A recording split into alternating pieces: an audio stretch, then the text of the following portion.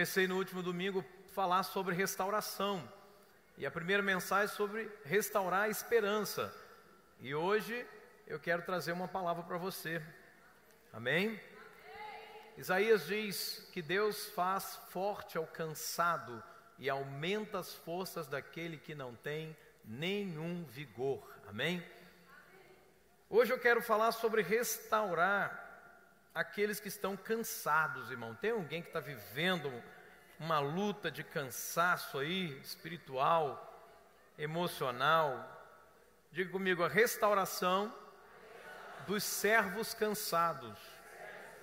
Amém? Primeiro livro dos Reis, capítulo 19, verso 1, verso 18. Diz a Bíblia assim: Ora, Acabe contou a Jezabel tudo o que Elias tinha feito e como havia matado todos aqueles profetas à espada. Por isso Jezabel mandou o mensageiro Elias para dizer-lhe que os deuses me castiguem com todo rigor, se amanhã nesta hora eu não fizer com a sua vida o que você fez com eles, ou com a deles. Elias teve medo e fugiu para salvar a vida. E em Berseba de Judá ele deixou seu servo e entrou no deserto, caminhando um dia. Chegou a um pé de giesta, sentou-se debaixo dele e orou pedindo a morte. Já tive o bastante, Senhor. Tira minha vida, eu não sou melhor do que os meus antepassados. E depois se deitou debaixo da árvore e dormiu. De repente um anjo tocou nele e disse: levante-se e coma. Elias olhou ao redor e ali junto à sua cabeça havia um pão assado sobre brasas quentes e um jarro de água. Ele comeu, bebeu e deitou-se de novo. O anjo do Senhor voltou, tocou nele e disse: levante-se e coma, pois a sua viagem será muito longa. Então ele se levantou, comeu e bebeu, e fortalecido com aquela comida, viajou 40 dias e 40 noites, até chegar a Horebe, o monte de Deus. Ali entrou numa caverna e passou a noite. E a palavra do Senhor veio a ele: o que você está fazendo aqui, Elias? E ele respondeu: eu tenho sido muito zeloso pelo Senhor, o Deus dos exércitos. Os israelitas rejeitaram a tua aliança, quebraram os teus altares, mataram os teus profetas à espada. Sou o único que sobrou e agora também estão procurando matar-me. E o Senhor lhe disse: saia e fique no monte, na presença do Senhor, pois o Senhor vai passar. Então veio um vento fortíssimo que separou os montes, esmigalhou as rochas diante do Senhor, mas o Senhor não estava no vento. Depois do vento houve um terremoto, mas o Senhor não estava no terremoto. Depois do terremoto houve um fogo, mas o Senhor não estava nele. E depois do fogo houve o murmúrio de uma brisa suave. E quando Elias ouviu, puxou a capa para cobrir o rosto, saiu e ficou à entrada da caverna. E uma voz lhe perguntou: o que é que você está fazendo aqui, Elias? E ele respondeu: eu tenho sido muito zeloso pelo Senhor, Deus dos exércitos. Os israelitas rejeitaram a tua aliança, quebraram os teus altares, mataram os teus profetas à espada. Eu sou o único que sobrou e agora também estão procurando matar-me. O Senhor lhe disse: volte pelo caminho por onde veio e vá para o deserto de Damasco. Chegando lá, unja Azael como rei da Síria, unja também Jeú, filho de Ninsi, como rei de Israel, unja Eliseu, filho de Safate, de Abel-Meolá, para suceder a você como profeta. Jeú matará todo aquele que escapar à espada de Azael, e Eliseu matará todo que escapar à espada de Jeú. No entanto, eu fiz sobrar 7.000 em Israel, todos aqueles cujos joelhos não se inclinaram diante de Baal, e todos aqueles cujas bocas não o beijaram. Amém? Que o Senhor nos abençoe pela sua palavra e traga revelação para o nosso coração nessa noite. Amém? Tome o seu assento, deixe sua Bíblia aberta. Elias era um profeta, um servo de Deus, conhecido pela sua coragem, conhecido pela sua capacidade de enfrentar as adversidades. Elias era um servo dedicado no serviço ao Senhor, no chamado de Deus para a sua vida. E Elias vinha de uma campanha de muita vitória. Ele começa a sua jornada profética liberando uma palavra, e a palavra era que não choveria na terra de Israel. E a Bíblia diz que durante 3 anos e meio não houve chuva. Ele também ordenou profeticamente a multiplicação do azeite de uma viúva e do trigo, da farinha dessa viúva. E a Bíblia diz então que essa mulher teve sustento por longos anos. A Bíblia diz também que nessa jornada, nessa campanha de vitórias de Elias, ele enfrenta os profetas de Baal e por uma palavra profética, ele ordena que fogo caia do céu de forma milagrosa, e por fim, ele então derrota todos os profetas de Baal. E mais uma vez Elias ora por chuva, e de fato, após a oração dele, começa a chover. E essa chuva vem de uma pequena nuvem no tamanho da mão de um homem, a Bíblia diz. Então Elias era conhecido como um homem cheio de fé. O apóstolo Tiago diz que Elias era homem semelhante a nós, sujeito às mesmas paixões, às mesmas dificuldades. No entanto, era um homem diferenciado porque ele tinha muita fé e ele agia por causa dessa fé. O justo vive pela fé. A fé que Elias dizia ter era a fé que ele vivenciava. Só que no meio desses acontecimentos, a rainha Jezabel, esposa de Acabe, ela descobre que Elias derrotou os profetas de Baal, matou os profetas de Baal, e ela manda um recado para ele. O recado diz, abre aspas, em 24 horas, Elias, você estará morto do mesmo jeito que os profetas de Baal. E ela faz isso jurando pela própria vida. Então o que acontece depois da palavra de Jezabel é o que a gente acabou de ler. Agora a gente vê o profeta corajoso, o profeta valente, com medo, fugindo para salvar a vida, num estado emocional de um cansaço tão grande, tão grande, tão grande, que a única coisa que ele conseguia fazer era comer e dormir. De tão cansado espiritualmente falando, de tão cansado emocionalmente falando. O profeta então corajoso, ele é tomado por uma angústia tão grande, que ele se coloca em fuga. E na fuga, ele resolve entrar numa caverna. E dentro da caverna ele decide uma coisa, que a vida dele não valia nada. Ele decide dentro da caverna que o ministério dele era um engano, que até aquele momento ele estava sendo inferior e estava sendo hipócrita. E diante disso tudo, o que era melhor? Morrer. Ele diz, eu estou cansado de lutar sozinho. Eu sou o único que sobrou, eu estou lutando sozinho. Ninguém quer nada com nada no povo de Israel. Eu tenho me esforçado em vão. Ninguém está interessado. Chega, já basta. Você já disse isso alguma vez? Ninguém quer nada com nada. Eu estou cansado de lutar sozinho. Eu estou sozinho. Eu tenho me esforçado, mas é em vão. Eu me dedico e as pessoas se perdem. Eu convido e as pessoas não vêm. Ninguém está interessado. Chega, esse negócio aí não dá certo. Meu irmão, minha irmã, eu estou falando com pessoas que já estiveram atuando no reino de Deus e que, por um cansaço espiritual, emocional e até mesmo físico, deixaram de seguir adiante com o seu ministério. Eu estou falando de pessoas que, ainda que não tenham entregue o seu ministério propriamente, mas hoje estão lidando como Elias e se sentindo sozinhas dentro do ministério. E achando que são os únicos a se esforçarem tanto, a fazerem tanto. Elias, ele possuía uma fragilidade que era conhecida por Satanás. Satanás conhece a minha fragilidade, Satanás conhece a sua fragilidade. Satanás sabe qual é o botão que ele pode e que ele tem que apertar em nós. E quando ele aperta esse botão, ele consegue o que ele quer.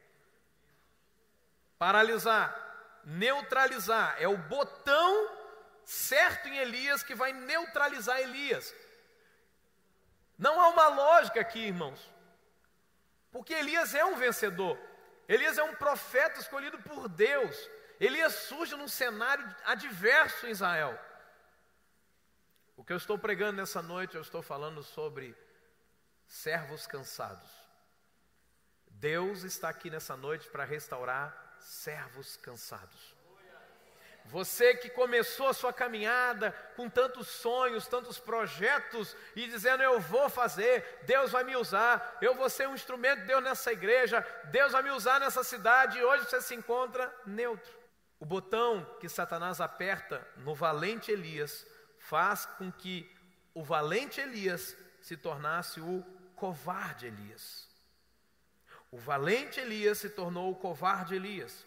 O forte Elias se transformou no fraco Elias. O Elias capaz de enfrentar 450 profetas de Baal se transforma num homem com medo de uma única mulher de Baal, porque Jezabel servia Baal. A pergunta é: o que é que aconteceu com o corajoso profeta? O que teria acontecido com ele? E a resposta é: Elias estava com a sua alma cansada. Elias se encontrava cansado. E o que isso tem a ver conosco, irmãos? Nós precisamos enxergar as ações do diabo no mundo espiritual. Há muita gente cansada e o diabo sabe exatamente quais botões apertar em nós. Satanás sabe quais botões ele aperta em nós. Ele conhece os botões do pastor Rodrigo, ele conhece os botões de cada um de nós. E quando ele aperta os botões certos, a nossa alma cansada se angustia, a nossa alma cansada se rende às pressões da vida, a nossa alma cansada se revolta, a nossa alma cansada quer fugir. O que é que torna uma alma cansada? Pressões, fracassos, más notícias. Sabe quando você ouve que aquela pessoa que tanto você ama se desviou? Sabe quando você convidou aquela pessoa para a sua célula e ela simplesmente não foi? Sabe quando você recebe a notícia de que um membro da sua célula caiu? Sabe quando você escuta que o seu discipulador caiu no pecado? Más notícias, decepções. Eu ajudei essa pessoa e olha o que ela fez comigo. Frustrações, expectativas que não foram alcançadas, traições, determinadas palavras, exatamente aquela palavra que aquela pessoa disse, de alguma forma aquela palavra me atingiu. Lembranças, acusações, ameaças, medo, responsabilidades, desgastes.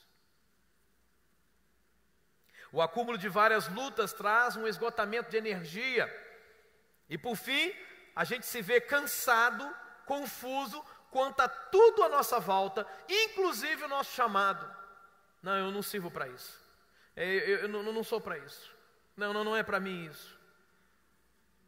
Escute, quando a nossa alma está cansada, nós confundimos os nossos reais sentimentos, escute isso, e lutamos contra aqueles que nós deveríamos amar, e fugimos daqueles que nós deveríamos enfrentar e lutar. Quando a nossa alma está cansada, eu vou repetir isso, nós confundimos nossos reais sentimentos, e a gente se vê lutando contra aqueles que a gente deveria amar. Essa gente não presta, essa gente não quer nada com nada. Olha, a gente está lutando contra aqueles que a gente deveria amar. Eu não vou me envolver com isso não, sabe? Esse povo não se envolve, esse povo não quer saber de nada. Eu já ouvi pastores com alma cansada dizendo isso. Larga isso, melhor cuidar de animal, cuidar de gente. Para quê? Nos traem, não se importa com a gente. Alma cansada, servos cansados, e a gente acaba fugindo daquele, a gente luta contra quem a gente deveria amar e a gente foge contra aquele que a gente deveria lutar. É contra o diabo e as hostes espirituais da maldade, que é a minha luta e a sua luta. Se as pessoas não estão correspondendo às expectativas nossas, o problema não está nas pessoas, o problema está na nossa expectativa, primeiro. Segundo, não são elas que são nossas inimigas, é o diabo quem tem aprisionado as mentes e os corações de muita gente nessa cidade. É o diabo quem tem feito confusões. Não foi à toa, meu irmão, que o apóstolo Paulo escreveu aos Efésios dizendo o seguinte: olha, a nossa luta não é contra a carne e contra sangue. Por que Paulo escreveu isso aos Efésios? Por duas razões básicas. Primeiro, ele estava dizendo: igreja do Senhor, não lute entre si, não lute contra o seu irmão, não é o seu líder, não é o seu liderado, não é o seu pastor, não é as suas ovelhas, não tem nada a ver com isso. A nossa luta é contra outro nível. E a segunda razão, ele estava a dizer: não são as pessoas que são más e perversas, mas é o diabo que as aprisionou, que é mau e perverso. Como é que Elias estava? Ele estava cheio de medo. Sabe aquele momento que você não quer falar com ninguém, não quer ver ninguém? De alguma forma um medo de olhar para alguém e você fica pensando: essa pessoa vai dizer alguma coisa, isso vai mexer comigo, então eu não quero falar com ninguém. Ele tinha vontade de morrer. sei lá, não sei para que está vivo, qual o propósito, para que serve, para que não serve. Elias estava também irado, estava muito irado. Irado com ele, irado com o povo, irado com tudo ao seu redor. Ele também estava desanimado, sem ânimo para produzir nada, para fazer nada. Ele não tinha vontade de comer, ele estava frustrado. Quando alguém está com a alma cansada, angustiada, o próximo passo é fugir. Eu não vou mais àquela reunião, eu não vou mais àquele culto, eu não vou mais àquela igreja, eu não vou mais àquela célula, eu não quero saber daquele discipulado. A minha pergunta nessa noite é: aonde é que nós nos escondemos quando a nossa alma está angustiada? Elias se escondeu numa caverna, e caverna no original pode ser entendido como buraco. Todo mundo tem uma caverna na sua vida.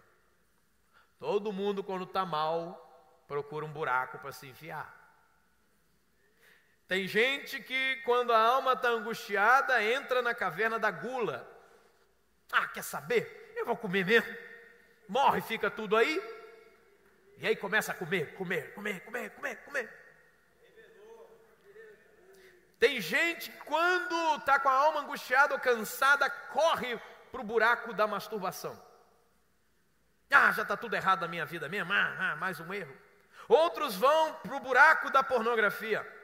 Outros vão para o buraco da imoralidade, para o buraco do adultério. É só a alma cansada. Existem aqueles que entram para o buraco do cigarro, dos vícios, do álcool, das drogas, até aquele pecado, eles dizem: eu já tinha vencido isso, por que eu voltei a fazer isso de novo? Diga para o teu vizinho: Deus não está aqui para apontar seus pecados. Deus está aqui para restaurar você.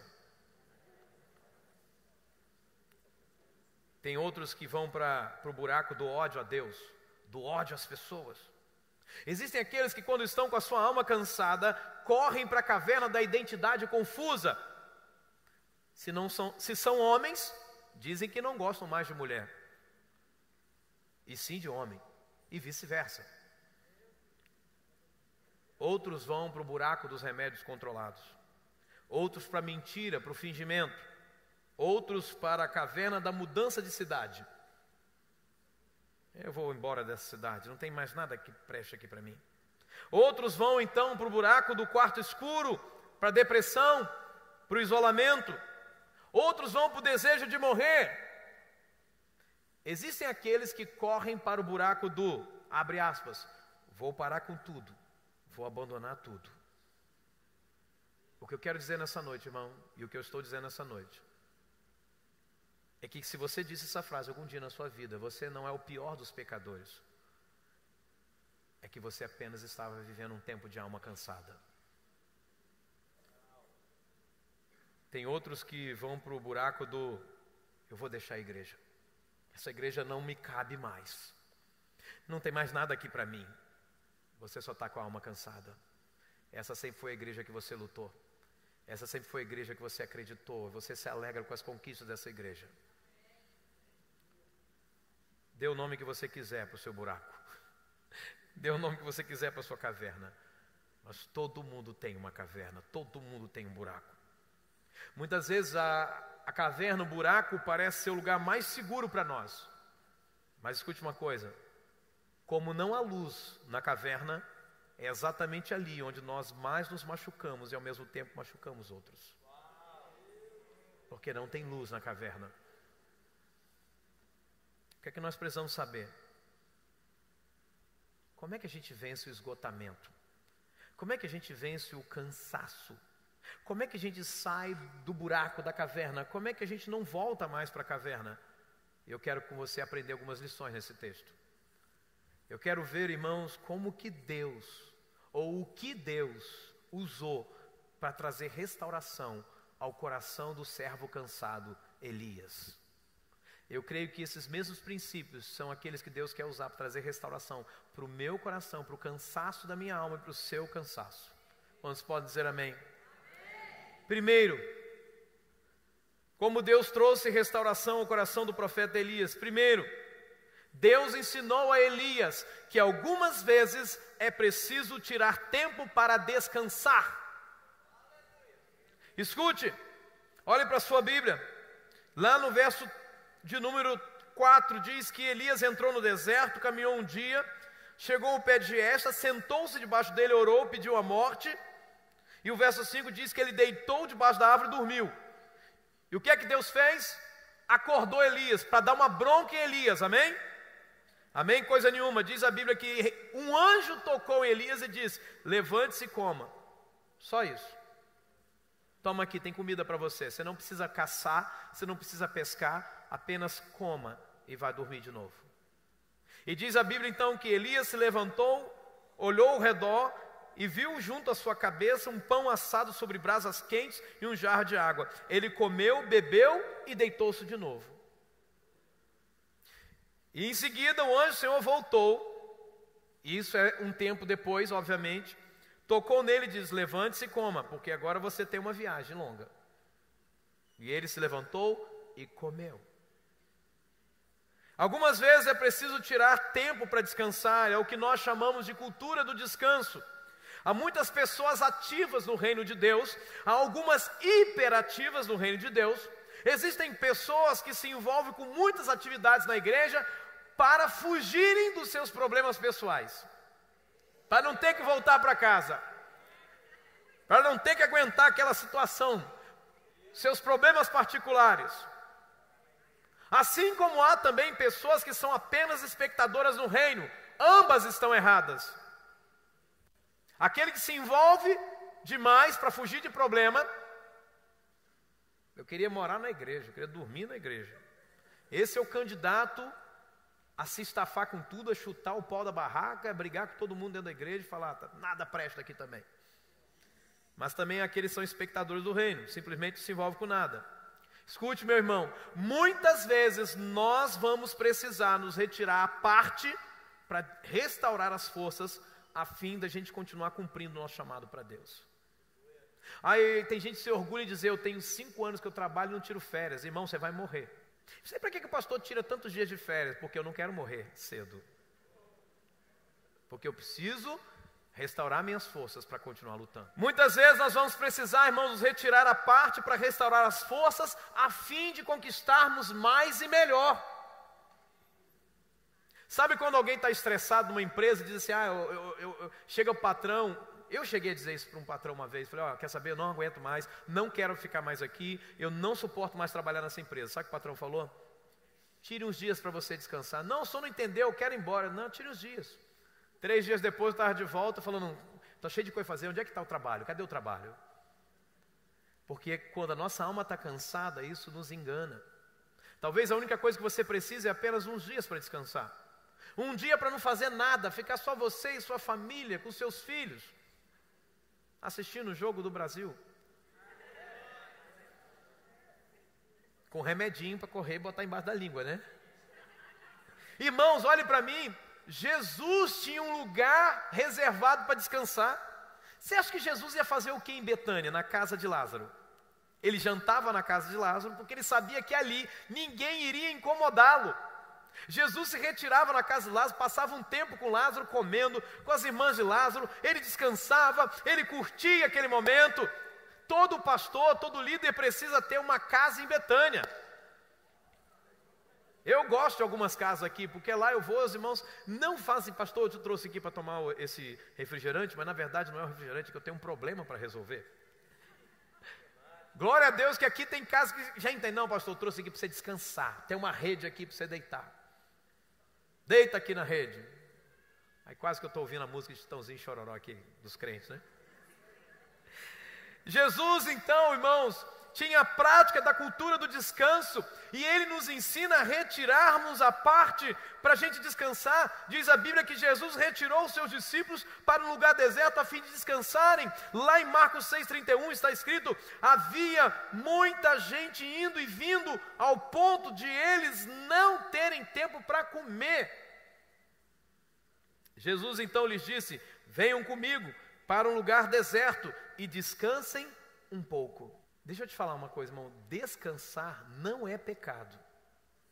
Eu tenho um pastor, um amigo, que uma vez ele ligou para um outro pastor amigo meu, ele faz isso comigo também. Aí às vezes a voz sua está grave de manhã cedo, né, porque você está começando o dia, Eles estavam dormindo. Aí a gente quer parecer que está sempre trabalhando, diz, não, já estava acordado já. Eles, não, calma, dormir não é pecado não. Dormir não é pecado não. Irmão, use as suas segundas-feiras, use as suas folgas para isso. Escute uma coisa, descanso também não é preguiça. Existe uma diferença entre descansar e preguiça.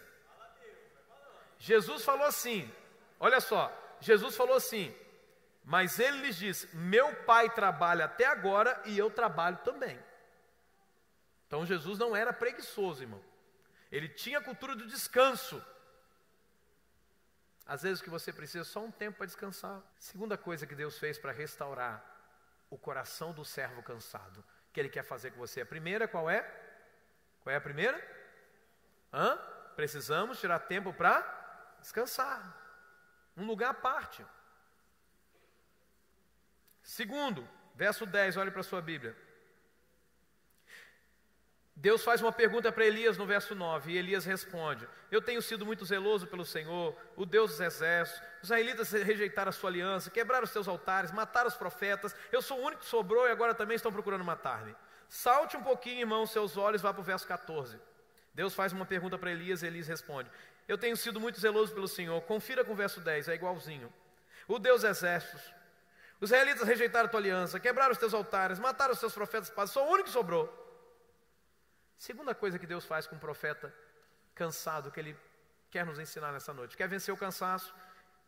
Deus restaurou Elias ensinando para ele o seguinte, é necessário desabafar sempre. Meu amado, o contrário de desabafar é abafar. Abafar é segurar algo que deveria ter sido colocado para fora. Abafar é conter o que não se deve conter. Desabafar é colocar para fora aquilo que está preso, que está fazendo mal para a gente. Desabafar é importante para o nosso equilíbrio emocional. Deus olha para Elias e fala assim, Elias, o que você está fazendo aqui? Pergunta que vale R$1 milhão. Deus sabia ou não sabia o que Elias estava fazendo ali? Sim ou não? Claro que sabia, ele é onisciente. E por que Deus então faz essa pergunta para Elias? Porque a questão não era Deus, era Elias. Aí Elias responde, e aí Deus faz a segunda vez a pergunta. Sabe, quando você precisa desabafar alguma coisa, está entalado com aquela situação, e você procura o seu discipulador, procura o seu pastor, procura os seus líderes, e aí você desabafa, e de repente a pessoa não falou nada, e você vai lá, abraça a pessoa e diz assim, muito obrigado, eu estou saindo daqui muito melhor. Aí você fala assim, o que eu fiz? Fiz nada. Porque simplesmente aconteceu um equilíbrio emocional naquele momento por causa do desabafo. Por isso que eu sempre digo, irmão, não adianta ter um discipulador e não rasgar o coração com ele. É a mesma coisa que não ter. Você vai ficar cansado do mesmo jeito. Pergunta, por quanto tempo Elias fugiu? Resposta, pelo tempo que ele escondeu as suas fraquezas. O tempo que você vai levar fugindo, esgotado emocionalmente, espiritualmente, fisicamente, é o tempo até você desabafar o que você realmente está sentindo dentro do teu coração. Tem gente que carrega mágoa há 5 anos nessa igreja, há 10 anos, há 15 anos, e fica paralisado, ao invés de rasgar o coração e dizer, sabe por quê? É porque naquele dia, naquele momento, aconteceu aquela coisa, e não sei quem disse aquilo, e eu me senti assim. Irmão, isso é libertador para a tua vida. Elias começa a dizer, eu não estou valendo nada, os israelitas não querem saber de nada, eles quebraram a sua aliança, olhe para a sua Bíblia aí no verso 10, eu sou zeloso, eu estou vendo que o meu esforço é em vão, porque eu tenho sido zeloso, mas os israelitas rejeitaram a tua aliança, ou seja, eles não estão nem aí, eles quebraram os teus altares, eles mataram os profetas, eu sou o único. O que Elias está dizendo? Eu estou sozinho, e eu não aguento mais essa vida. Irmão, escute uma coisa, fragilidade é a maior característica humana.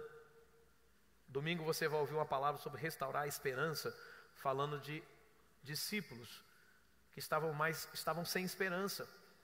E às vezes quem olharia para eles são fracos, mas no entanto o nosso Jesus vai atrás deles. Porque a fragilidade é a maior característica humana. Ser fraco, diga comigo, ser fraco, não é ser errado, é ser humano. A gente enfraquece, irmão.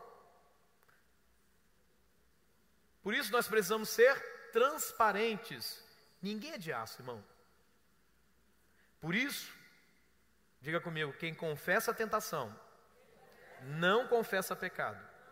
Quem confessa fraquezas, não confessa fracassos. Se você chega para os seus líderes e diz que você está cansado, que você está se sentindo enfraquecido, meu irmão, e você é um líder de célula, você é um discipulador, você simplesmente é um supervisor, você simplesmente é um cristão, você pode ter certeza que você não vai confessar para ele um fracasso. Isso não é para mim, estou entregando tudo. Isso é um sinal de fracasso. Mas quem confessa, diga comigo, quem confessa a fraqueza, não confessa fracasso. Lá em Efésios capítulo 4, verso 26, 27 está escrito: irai-vos e não pequeis, não se põe o sol sobre a vossa ira, e não deis lugar ao diabo. O que a Bíblia está dizendo? Fala para o teu vizinho, a Bíblia está dizendo que você pode se irar, que não é pecado se irar. O que você não pode, diga para ele, o que você não pode é pecar por conta da ira. E não pecar por conta da ira depende de uma coisa. Escute aqui, porque isso aqui é revelação para a tua vida. Não pecar por conta da ira depende de uma coisa: desabafar, porque você está irado. Irmãos, eu cheguei para Deus e falei para Deus que eu estava muito irado com uma situação. Eu falei: Deus, eu estou muito zangado. Senhor, eu estou muito zangado, mas eu estou muito irado, Deus. E eu posso te dizer o seguinte: eu não pequei, porque ao desabafar para Deus, eu fui restaurado. Porque eu tive condições de dizer para Deus: eu estou irado, eu estou zangado com a situação. Senhor, se hoje eu ver essa situação aqui com determinada, eu vou explodir com essa pessoa. Então, Senhor, eu estou muito zangado. Tira isso do meu coração. E Deus vai tirando. E quando eu vejo a pessoa, sabe o que eu faço? Beijo. Você está entendendo isso, amém? Irmão, Elias abafou. Elias seguiu a sua vida, mas quando ele estava lá na frente, o dragão que residia dentro dele se levantou furioso e Elias não aguentou. Elias havia abafado suas crises emocionais ao ponto delas explodirem dentro dele. Fala para o teu vizinho: se você não desabafar, você vai explodir. Existem pessoas que são transparentes, irmãos, que você logo percebe como ela está se sentindo. Existem pessoas que são transparentes até demais. Tem gente que está zangado com alguma coisa lá fora e chega no culto zangado. Que as pessoas têm medo até de sentar perto dela. Não, irmão. Separe uma coisa da outra. Você não está zangado com o teu irmão, você não está zangado com a tua igreja. Você está zangado com a situação sua lá fora. E às vezes você tem que estar zangado com a pessoa certa, porque você veio para o culto chateado porque provou 10 roupas e não deu em você. O que os irmãos têm a ver com isso? Para de comer, irmão. Irmão, essa semana eu peguei as calças que eu costumeiramente uso. Pus, não fecha. Segunda, não fecha. Irmão, eu tenho 4 calças que não entram mais em mim. Então, e as bermudas, né, meu bem? Eu deixei todas as bermudinhas separadinhas nas férias, né? E eu descobri que eu só podia usar uma bermuda nas férias, porque as outras 4 também não servem em mim mais. Por quê, irmão? Porque eu comecei a comer, irmão. Sabe o que eu fiz? Falei: chega, gordurinha, gordurão, vai saindo de montão. Não adianta, irmão, vou ficar zangado com você, com a igreja? Sou eu que tenho que consertar esse problema, irmão. Arrumo uma cinta com a minha esposa e visto para ver como é que vai ficar. Isso é só para você rir, obviamente, né? Ufa. Fala comigo: transparente é aquele que se deixa atravessar pela luz. Irmão, não dá para entender porque que a gente vem para um culto como esse, Deus fala com a gente, e a gente fala: irmão, vem aqui à frente. Não, vou ficar no meu lugar. Por quê? Porque não quer que descubram como você está se sentindo. A palavra de Deus é verdade, a verdade é luz, Jesus é verdade. E enquanto nós escondermos nossas dores, nossas feridas, nós vamos ficar sempre fugindo. Muitos pensam que fugir resolve o problema, mas na verdade o problema vai continuar sempre perseguindo os fugitivos. Irmão. Há um segredo revelado por Deus em Filipenses capítulo 4, verso 6. E a Bíblia diz assim: não andem ansiosos por coisa alguma, mas em tudo, ansioso é agitado, mas em tudo, pela oração e súplicas e com ação de graças, apresentem seus pedidos a Deus. O que Deus está falando aqui, irmão? Fala para o teu vizinho: Deus está mandando você desabafar. Tudo que está incomodando você, transforme em oração. Fala para Deus: Deus, eu estou zangado porque o salário não dá no final do mês. Senhor, eu estou zangado porque eu acho que eu me esforço tanto nessa casa e ninguém percebe que eu sou uma pessoa que dedica-se ao máximo. Minha mulher não está nem aí, meus filhos não estão nem aí. Senhor, eu estou zangado, parece que eu estou sozinho. Diga isso em oração. O problema é que muitas vezes a gente tem uma dificuldade, a gente quer falar com pessoas. Mas, irmão, eu sempre digo isso: procure aqueles que têm competência para resolver o seu problema. Esse é o nosso Senhor.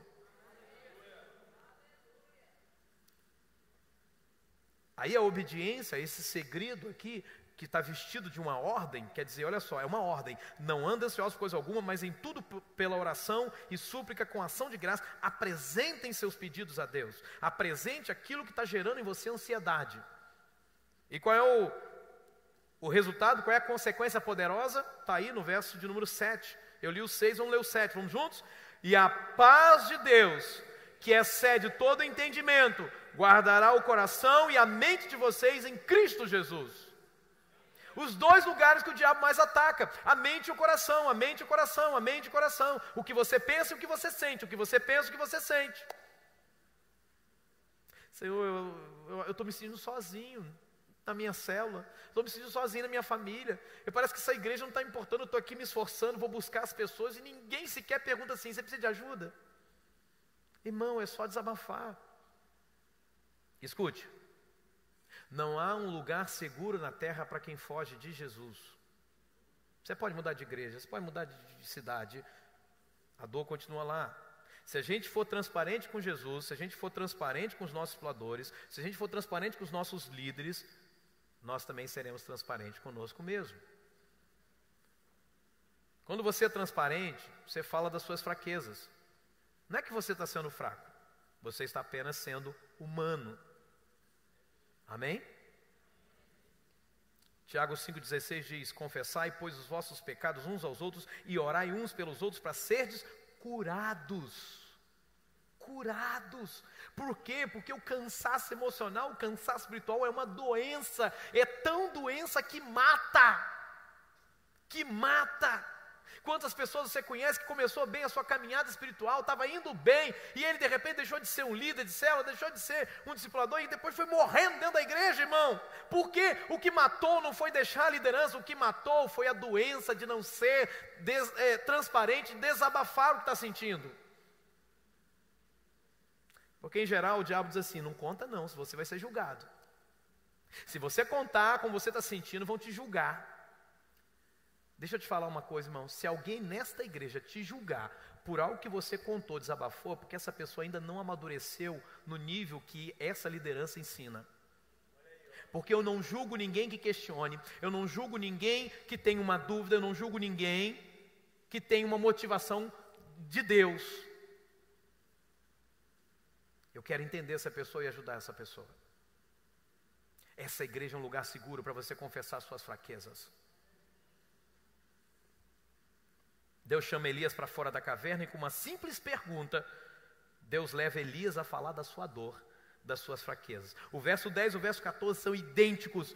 E Elias repete quase que as mesmas palavras e Deus não o proíbe. Imagina, Deus fala: rapaz, você já falou isso aqui, ó. Vai falar isso de novo para mim? Não, Deus deixa ele falar. Por quê? Porque Elias estava sendo transparente. Qual era o real problema de Elias, meus irmãos?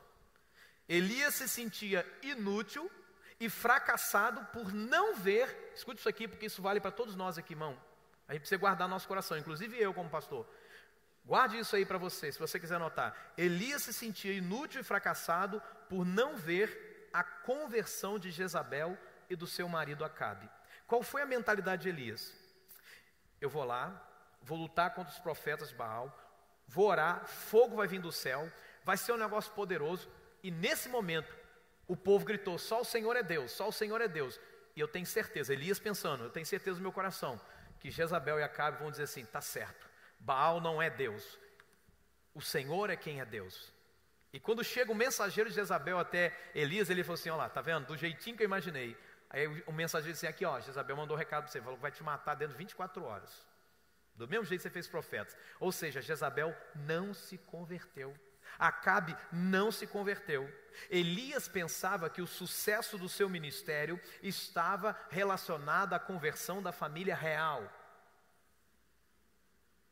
Só que o sucesso do ministério de qualquer um de vocês, meus irmãos, o sucesso do ministério do pastor Rodrigo, não é quantos se convertem. Eu não posso ser medido ministerialmente por quantas pessoas se convertem nessa igreja. Sabe qual é o sucesso do meu ministério? Eu estar certo e convicto que eu estou cumprindo a vontade de Deus para a minha vida. O que o Senhor falou para mim e para você no último dia, o que Ele declara para mim e para você é simplesmente o seguinte: você tem me obedecido, você tem feito a minha vontade. Não importa quantas canções você toque ou cante, não importa quantas ofertas você entregue, mas está obedecendo a Deus, está fazendo a vontade de Deus. Não é achar que com isso a gente está comprando Deus. Você está vivendo tudo que Deus tem para você. Por mais que você tente se justificar dizendo o seguinte, não, eu era um líder, mas eu não concordo com isso, não concordo com aquilo, por isso que eu parei. Ei, se para você o chamado de Deus é ser um líder, você precisa consertar isso diante de Deus. O que importa, o que mede, irmão, o sucesso do ministério, não é as conversões genuinamente falando, mas sim cumprir a vontade de Deus na nossa vida. Qual é o chamado de Deus para você? Muitas vezes nós pensamos que o sucesso do nosso discípulo será graças a nós. E não é verdade. Somente graças a nós, não é verdade. O sucesso de Judas não dependia só de Jesus. Elias pensava que podia controlar tudo. Como às vezes nós pensamos que podemos controlar os resultados na vida dos discípulos. Não é verdade, irmão. E Deus se revela a Elias, sabe como? Como quem está no controle de tudo. Terceiro, como é que Deus restaurou o cansado Elias? O cansado servo Elias. Deus restaurou Elias ensinando a ele o seguinte, verso 11, olhe para a sua Bíblia. O Senhor disse para ele, saia e fique no monte, na presença do Senhor, pois o Senhor vai passar. Veio um vento fortíssimo, veio um terremoto, veio um fogo, e Deus não estava nem no vento, nem no terremoto e nem no fogo. E depois veio uma brisa, e Deus estava na brisa. E olha para o verso 18. Deus falando para Elias, no entanto eu fiz sobrar 7.000 em Israel, todos aqueles cujos joelhos não se inclinaram diante de Baal, e todos aqueles cujas bocas não o beijaram. Então como é que Deus restaurou o cansado Elias, que também pode nos restaurar? Ensinando que os nossos sentimentos podem nos enganar. Essa geração, a geração que diz o tempo todo, não, eu sinto isso aqui, eu sinto que o pastor não gosta de mim, eu sinto que essa igreja não é para mim, eu sinto. Então, bem-vindo, sentimento engana. Sentimento engana. Não, eu sinto que isso aqui não é mais para mim. Elias estava se sentindo arrasado, inútil, mas ele não era inútil e ele não era um derrotado. Elias se sentia que estava no fim do seu ministério. No entanto, Deus mostrou para ele que tinha muita coisa para fazer no ministério. Elias se sentia sozinho na sua batalha de ser um servo, de ser um profeta do Deus Altíssimo. Diga comigo, o que eu sinto? Não sou eu. Diga, eu sou um vencedor. Mas posso estar me sentindo desanimado. Amém? Então escute, você não é um desanimado. Você só está desanimado. Elias, ele sentia que Deus estava decepcionado com ele. E por isso ele pede para morrer, porque ele falou assim, com certeza Deus quer me matar. Porque eu não estou valendo nada. Agora escute, o verso 11 e 12 nos mostram algo maravilhoso. Havia um grande e forte vento. Deus não estava no vento, porque Elias pensou assim, Deus vem nesse vento, vai me arrebentar, e Deus não estava no vento. Depois veio um terremoto, e ele falou, não, é Deus que está quebrando tudo aqui, é Deus, está zangado comigo. Deus não estava no terremoto. E ele falou, não, agora é o fogo, agora eu tenho certeza que é Deus, e Deus também não estava ali. Daí veio uma brisa suave, para surpresa de Elias, uma coisa muito tranquila, muito pacífica, e diz a Bíblia que Deus estava ali. Elias esperava que Deus estivesse muito furioso com ele. Elias esperava que Deus surgisse no grande vento que destruía as rochas, talvez no terremoto, talvez no fogo, mas nunca na brisa. Deus está na brisa, irmão. Ele está falando com você na brisa. Nossa alma é assim. Quantas vezes nós sentimos que Deus não nos ama, que Deus está zangado conosco, que Deus vai acabar conosco. Não, eu pequei, estou errado, não sou mais digno, não sou mais merecedor. Mentira do diabo, irmão. Mentira do diabo. Toda vez que a gente vai para Deus, falando assim, eu estou aqui de novo, Deus olha para nós e fala assim, de novo? Mas é a primeira vez, meu filho. Deixa eu te falar uma coisa. Às vezes nossa alma diz que não tem saída para aquilo que nós estamos enfrentando. Não tem saída. Agora acabou tudo, agora perdi meu casamento, agora perdi meus filhos, agora perdi. Mentira do diabo e mentira da sua alma. Sempre tem uma saída. Há uma canção na minha época que dizia isso, né? Deus pode fazer o impossível acontecer, irá fazer acontecer o que eu não posso entender. Deus me guiará e também me guardará, com força e amor a cada dia. Deus irá fazer o impossível acontecer. Aí eu acho que a ponte da música dizia isso. Se o caminho é incerto, Deus me guia. Rios no deserto eu verei. Céus e terra passarão, mas sua palavra ficará. E cada dia novo se fará. Deus pode fazer o impossível acontecer. Amém? Agora escute. Sabe como essa canção foi feita? Se não me falha a memória, o autor dela é Don Moen, ou Don Mon, que é a pronúncia.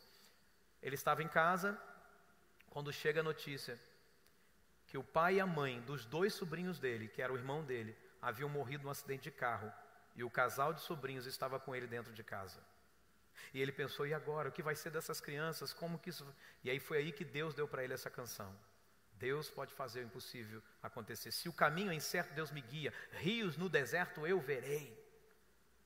Amém? Escute.